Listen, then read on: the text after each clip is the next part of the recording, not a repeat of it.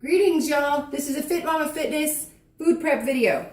I think I get the most questions regarding food prep. How many times a week do I food prep? What foods do I food prep? Do I prep the same foods for myself and my children? So I decided to do a quick little run through as to what I do in a week. I do this twice a week, usually on a Sunday and either a Wednesday or a Thursday. Sunday's food generally lasts through Wednesday or Thursday, and then I do the bulk of the cooking then. We have home cooked meals every night, but I do not cook the meats from scratch every night, which is where the bulk of the time comes in. So this saves time. This makes sure that we don't deviate. Foods are prepared. I'm a single mom. We have a busy schedule. This makes things run more smoothly. So with carbs, I stick to sweet potatoes, quinoa, basmati rice. I said sweet potatoes. Oatmeal. What else do we have? That's it. We don't eat very much. We have polenta sometimes. Today I prepared basmati rice. I don't do brown rice. It's great for you. I just don't like it. And then fruit.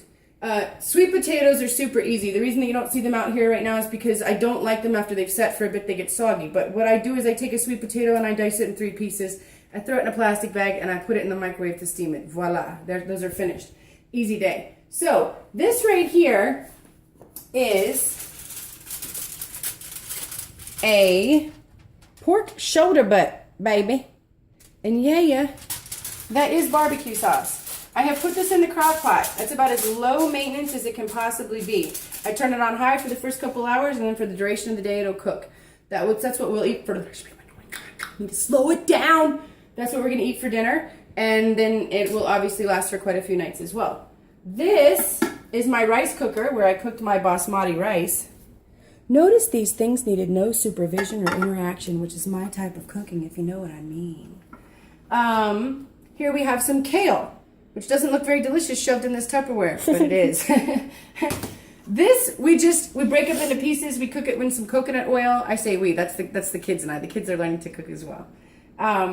With some chopped up onions and some diced up garlic. Very, very, very, very easy. Super good for you, super easy. Whole family likes it. That's why we keep it like this. We just keep some on hand. And this is chicken. These are boneless chicken thighs that I marinated, and I will put the marinade online in a recipe, and then I grill them. Grilling's always easy. I usually grill a ton of meat at the same time. Usually when I do the chicken, I often do some sausages with it or something like that. Just try to make it easy. Or I'll do a bunch of chicken and a bunch of burgers because it's an easy way to cook the meat at one time. Over here, we have... I took a rotisserie chicken. I boiled the rotisserie chicken. After that, of course, I deboned the chicken, took the chicken off, and then threw some barilla pasta in there. I used 2 cups of pasta. I used 1 can of red kidney beans and 1 can of Italian-style diced tomatoes. You do not have to have Italian-flavored diced tomatoes. You could use regular diced tomatoes or another flavor if you desire. Like, they make all these different flavors now. The chili flavors would be good as well. But basically, it's just what you're feeling like that day. I took my onion powder and went like this. 1. And then I took my garlic powder. We're not going to do it again. And went like that. 1. And I did the same with salt and pepper. Those seasonings are to taste, so it's not a super recipe. I'm sorry. The other thing I did, I'm really good at this, huh? I can't even remember in the order that I'm supposed to be teaching. Once you boil the chicken, take the chicken out. Obviously, you've got this wonderful broth, which is going to add a lot more flavor. It's a lot better for you, too. A lot more nutrients. You can do a rotisserie chicken from the store. I know that's not the best, most preservative-free way to roll.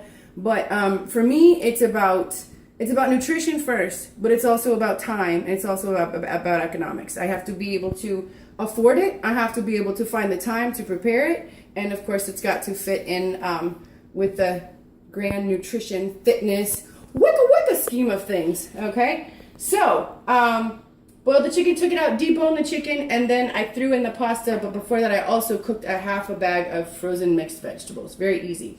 As far as veggies, we do fresh, we do frozen. There's no, I don't really have it has to be this way. It all depends on what season it is and when I can get my hands on.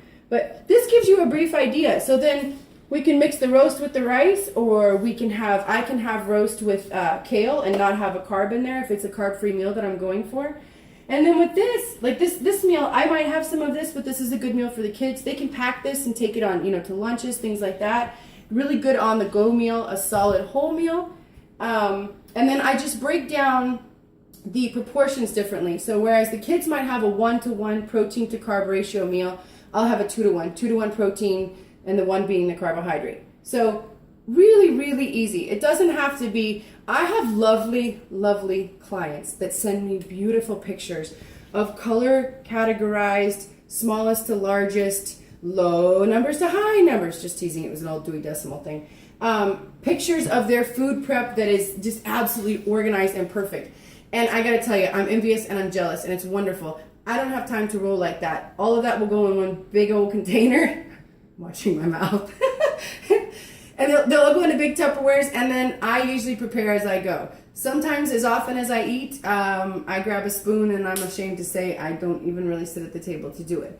So I don't spend all that time measuring out all those little meals in a day. If it works for you, that's cool. This is just a way to get the food done so it's ready to go, so that when you are ready to divvy up those little meals, you have it all done. It's not such an elaborate, taxing process. I think some of us, we make such a big deal about it that it doesn't get done. So make it easy, make it simple. Keep it stuff that you like. It doesn't have to be boiled chicken and boring food. That whole, I think it's a cup of barbecue sauce in the entire roast. It's not going to sabotage your diet. So that's what I got. Thanks for tuning in, and I'll see you next time.